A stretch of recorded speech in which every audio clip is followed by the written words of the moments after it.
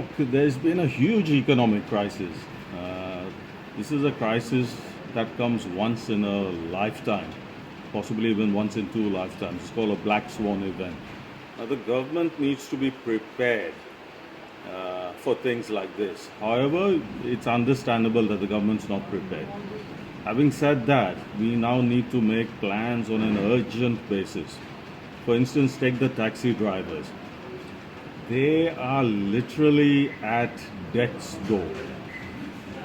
That's death with a D-E-B-T, but not far from the other more serious connotation.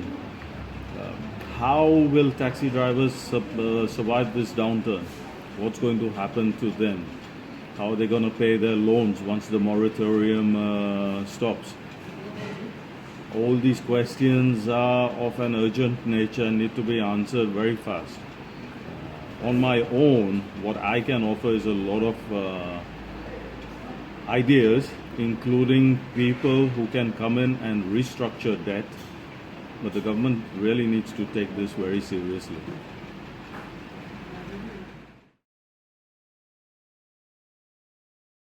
Now, secondly, a lot of small businesses have all gone bust. They don't have staff because all the staff have gone home. They don't have funds to restart the business because restarting business takes as much money as to open a new business. They don't have customers, above all, because there's so much fear in society, as well as the virus being of a deadly nature. So how is the government planning on bringing this, all these factors and solving the problems? It's going to be a huge exercise.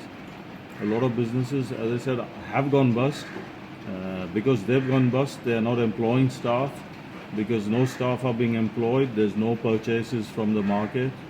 Because there's no purchases from the market, all trade has come to a halt.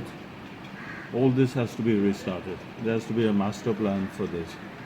As I said, we can help create this master plan because we started our own business from scratch.